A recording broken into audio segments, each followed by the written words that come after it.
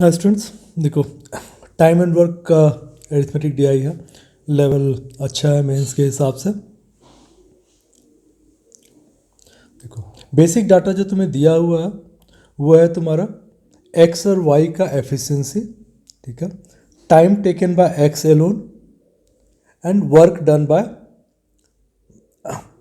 Y. Y ने कितने दिन तक काम किया, ठीक है, नंबर ऑफ डेज, ठीक है, actually work by Y on these 5 अलग अलग टास्क दिए हुए हैं तुम्हारा। नॉर्मल वे में देखो तो क्या ratio of efficiency X and Y, तो एक्स अगर 3 काम करता है तो वाई 2 काम करता है। एक्स को अगर 6 डेज लग रहा है, इसका मतलब 6 इंटू 3 18 वर्क है। तो वाई अगर 2 काम करता है तो इसका मतलब वाई को 9 डेज लगेगा, ठीक है। और ए पर वाई ने 3 दिन काम किया, तो अगर ऐसे बात करो तो वाई को 9 डेज लगेगा, 3 दिन काम किया तो 1/3 वर्क वाई ने किया और बाकी काम 2/3 एक्स ने किया होगा, ठीक है। इसी पर आगे के सारे क्वेश्चंस इसी तरह से बेस्ड होंगे, ठीक है। चलो अब इसमें देखो, after Y had work for the given number of days on work C पर वाई ने 2 दिन काम किया, सी एंड डी, सी और डी पे वाई ने 2 दिन काम किया। X complete the remaining of work C and D. Time taken by X in completing the remaining of work C is what percent more or less than time taken by him in completing the remaining of work D. चलो C में देखो, C में क्या है कि 1:2 का efficiency, इसको 8 दिन लगता है तो Y को 4 दिन लगेगा। Y ने 2 दिन में 50% काम कर दिया, तो X को 50% काम करने में 4 दिन लगेंगे, ठीक है। ये तो हो गया सी का। डी की बात करें, डी में तुम्हारा क्या 7:6 का एफिशिएंसी है, 7 वाला थोड़ा सा रहता है, ठीक है। तो अगर 7:6 है और 6 दिन लगते हैं एक्स को, तो वाई को कितना दिन लगेगा, वाई को 7 डेज लगेंगे। वाई ने कितने दिन काम किया, सॉरी ये कितना है तुम्हारा 4 दिन है ना, वाई ने 4 दिन काम किया। तो वाई ने अगर 4 दिन काम किया तो 4/7 वर्क उसने कर दिया, तो इसके लिए कितना काम बचा 3/7, ठीक है। 3/7 में कितना टाइम लगेगा इंटू 6, क्योंकि 6 दिन में पूरा काम करता है, तो ये 18/7 में पूरा काम करेगा। अब इसको ये है कि time taken by X in completing the remaining of work C is what percent more और less than time taken by him in completing the remaining work D. तो ऐसा कर लो कि इसको 7 से मल्टीप्लाई कर लो दोनों को, इसमें 28 डेज लगे और इसको 7 से करोगे तो इसमें 18 डेज लगे। तो बेसिकली जो डिफरेंस मेरा है वो कितना आ गया 10, ठीक है। वो बोल रहा है 18 से कितना ज़्यादा है, ठीक है। तो अगर इसको करोगे तो ये तुम्हारा 500/9% आ जाएगा। हम लोगों ने और कुछ नहीं किया, हम लोगों ने सिंपल ये बोला कि भाई अगर ये 2 दिन काम कर रहा है सी में, ठीक है, सी में 2 दिन काम कर रहा है और एक्स वाई को सी कंप्लीट करने में 4 दिन लगेंगे, क्योंकि एक्स को 8 दिन लगते हैं तो वाई को 4 दिन लगेगा। तो 2 दिन में 50% काम करेगा, 50% काम करने में एक्स को, चूँकि 8 दिन में पूरा करता है तो 50% काम करने में इसको 4 दिन लगेंगे। यहाँ पर हम लोग 7 वाले में फंस गए। 7:6 का एफिशिएंसी है, एक्स 7 काम करता है, इसको 6 दिन लगते हैं, तो वाई 6 काम करेगा, इसको 7 दिन लगेगा, 7 दिन इसको पूरा करने में लगता है और 4 दिन इसने काम किया, तो 4/7 वर्क इसने कंप्लीट कर दिया। तो बच गया 3/7 जो कि 6 डेज में करेगा, तो 18/7। हम लोगों ने सिंप्लीफाई करने के लिए 7 से मल्टीप्लाई कर लिया, 7 4 जा 28, 18/7 इंटू 7 तो 18। अब डिफरेंस निकालना मेरे लिए ईजी हो गया, कितना परसेंट ज़्यादा लगा है, ठीक है। तो 10 ज़्यादा लगा है 18 से, तो ये तुम्हारा 500/9% में आ जाएगा। X and Y together started working on work D. देखो डी में क्या है कि अच्छा हम लोगों ने देखा था, ठीक है। तो मान लो कि डी में हम लोगों ने 42 यूनिट वर्क ले लिया, तो दोनों साथ मिलके काम कर रहे हैं, तो 7 6 13 कर रहे हैं, ठीक है। But left after working for 2 days, तो 2 दिन में 26 काम खत्म हो गया, तो बच गया तुम्हारे पास 16 यूनिट वर्क। ये बोला है कि remaining work is completed M and N together in 4 days. तो एम प्लस एन जो है एक दिन में कितना काम करेगा, 4 यूनिट। फिर बोल रहा है कि ratio efficiency of X and M in completed work is 7:3। देखो एक्स का एफिशिएंसी 7 है ही, ठीक है, तो एम का एफिशिएंसी 3 दे दिया। अगर एम की एफिशिएंसी 3 आ गई, दोनों मिलके 4 काम करते हैं, तो एन कितना काम करेगा, 1 काम करेगा। क्वेश्चन है in how much time N alone will complete the work D. Total unit हम लोगों ने लिया हुआ है 42 और एन की एफिशिएंसी है 1, तो टाइम कितना लग जाएगा, 42 डेज। चलो नेक्स्ट देखते हैं।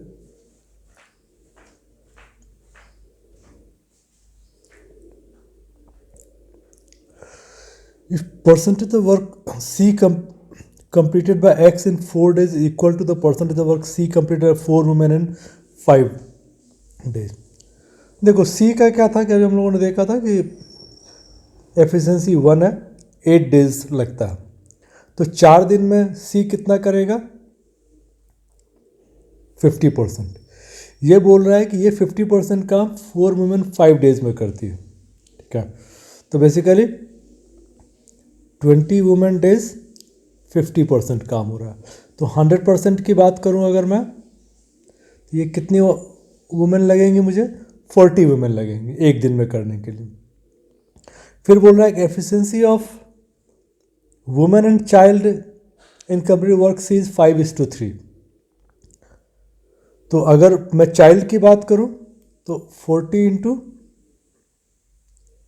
5/3, तो एक दिन में करने के लिए मुझे 200/3 बच्चे चाहिए। Then in how much time will the work C will be completed by 6 children. 200/3 × 6 करोगे 200/18, मतलब 100/9 डेज। तो इसमें ज़्यादा कुछ नहीं है, सिर्फ यहाँ से ले लो कि x 4 दिन में 50% काम करता है, तो x अगर 50% काम 4 दिन में करता है, जो काम की 4 औरतें 5 दिन में करती हैं, ठीक है, तो 20 वुमेन डे इज़ 50%, तो 100% work is 40 women day. Child women to child का तुम्हारा एफिशिएंसी 5:3 है, ठीक है, तो चाइल्ड का निकालोगे तो 40 × 5/3 200/3, ठीक है। तो 6 बच्चे को कितना टाइम लगेगा, 200/3/6 200/18, ठीक है।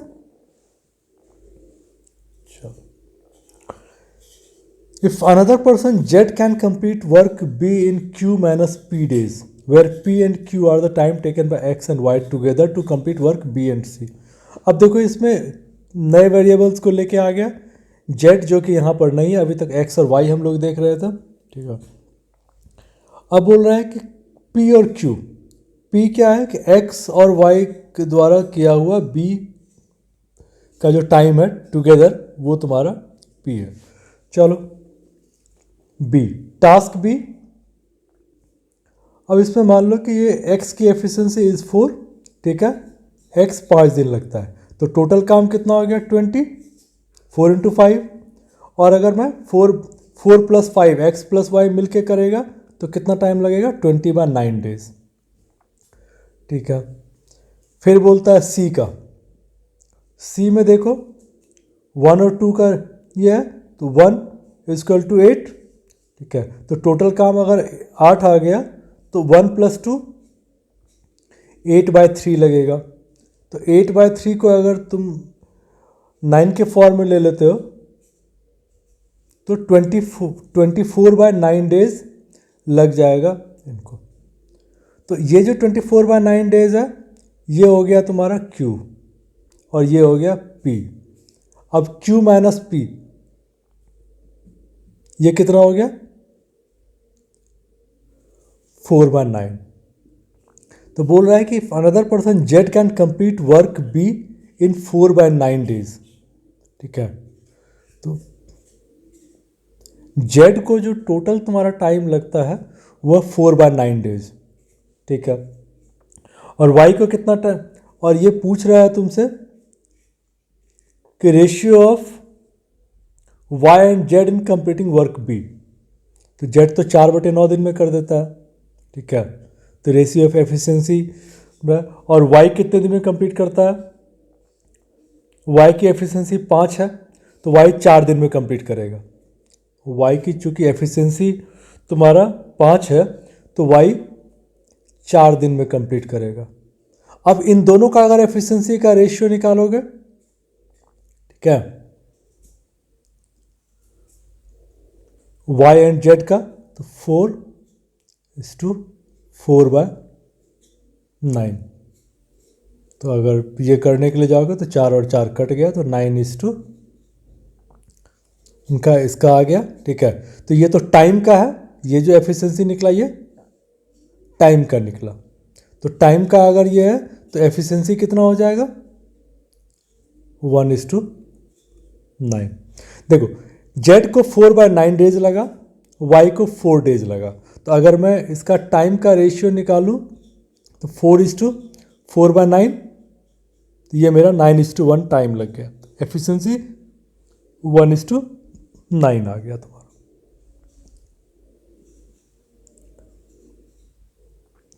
After y had worked in the given number of days on the work C, D and E, what is the sum of time taken by x in completing the remaining of work C, D and E? अब इसमें क्या है कि 3 तुम्हें अलग अलग मिल गया। ठीक है, y had worked for the given number of days on C, D and E। तो C में देखो y 2 दिन काम कर रहा है, D में 4 दिन और E में 3 दिन। C में हम लोगों ने देखा था कि y को कितना टाइम लग रहा है, y की एफिशिएंसी 2 थी तो 4 दिन लग रहा था, तो इसने 2/4 काम किया। D में हम लोग देखें, D में हम लोगों ने D में तुम्हारा क्या है कि इसको टोटल 7 डेज लग रहा है। एफिशिएंसी x की 7 है, इसको 6 डेज लगता है। एफिशिएंसी y की 6 है तो इसको 7 डेज लगेगा। ठीक है, और 4 डेज काम किया तो 4/7 काम हो गया। E में एफिशिएंसी तुम्हारा x का 3 है तो 3 × 6 18 वर्क हो गया। ठीक है, y को बेसिकली 18/4 तो 4.5 डेज लगेगा। देखो 3 × 6 18 हो गया और y की एफिशिएंसी 4 है तो इससे करोगे तो ये तुम्हारा 4.5 हो गया। तो अब अगर देखते हो तो तुम्हारे पास क्या हो गया, जो लेफ्ट आउट वर्क है। ठीक है, तो C का लेफ्ट आउट वर्क x के लिए कितना है 1/2। D में लेफ्ट आउट वर्क 3/7 और E में ये चूंकि 2/3 है तो तुम्हारी लेफ्ट आउट वर्क है 1/3। अब हम लोग देखेंगे कितना कितना टाइम लगेगा। C को 8 दिन लगते हैं पूरा काम करने में, तो 1/2 काम करने में 4 दिन लगेगा।